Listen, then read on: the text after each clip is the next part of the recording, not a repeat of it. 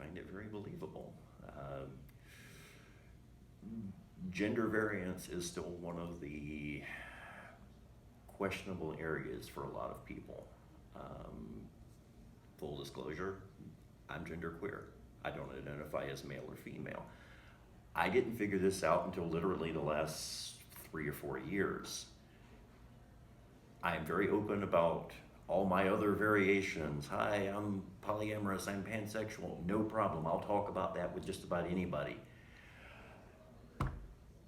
We get to the part about, oh, and yeah, I don't identify as male or female. I tend to be a little bit hesitant about that.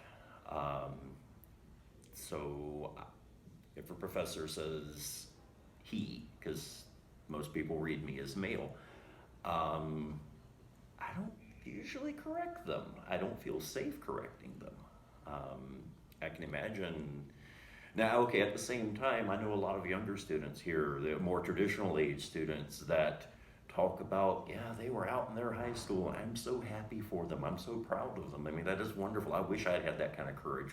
Well, I didn't, I had no idea when I was younger, but I'm so glad they feel comfortable doing that. One way, just flat out, talk more about it.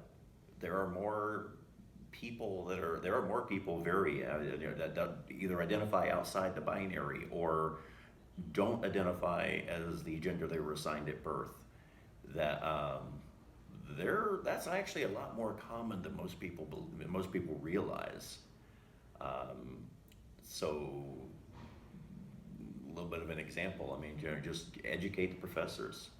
I have had, without naming specific names, I have had professors, I'm a computer science major.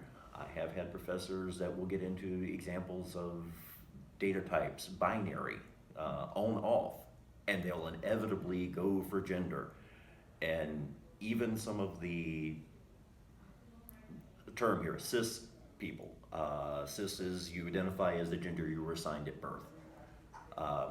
Even I've had even some of my friends that are cis, they hear that and they'll just stiffen up and just like, well, what do you mean by this? It's like, well, okay, calm down, it's okay. It's like, no, it's not okay, but just that basic education. Tell people, it's like, look, don't use that as an example. You would never use race and say there's black and white and nobody else counts. You would never say that, and people would be horrified. Professors would be horrified. But they feel okay saying that with gender because a lot of times they don't know any better. Another thing Parkside in particular can do is promoting the preferred name policy. A lot of other colleges in the UW system actually have this already, where they will say, yes, my birth name, my legal name is this. I prefer you call me this. And by the way, these are my gender pronouns. That promotes not only a better environment for a lot of people, that's just a better environment because I may not want to be Frederick McDonald. Don't call me Fred. No, I'm Fred. Other people may have different reasons for using different names, not necessarily related to their gender.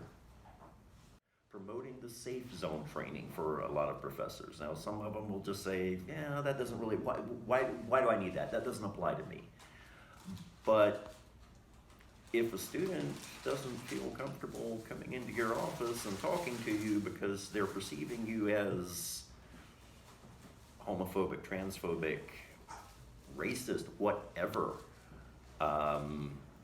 that's not a comfortable environment for them. That's not something, they're not going to feel comfortable talking with you about anything. Obviously, yes. Just in general, like I said, I think a lot more people, there's a lot of people who don't realize how common it actually is. And not just with people that actually do identify as something other than the gender that they were assigned, but there's so much variation. There's so much variation with even within cisgendered people. Not all cisgendered women behave in a given way. So someone who might, a woman who might be a bit more tomboyish, um, she's still female, and that's, and recognizing that yes, there is variation even within that subset, doesn't make them any less female.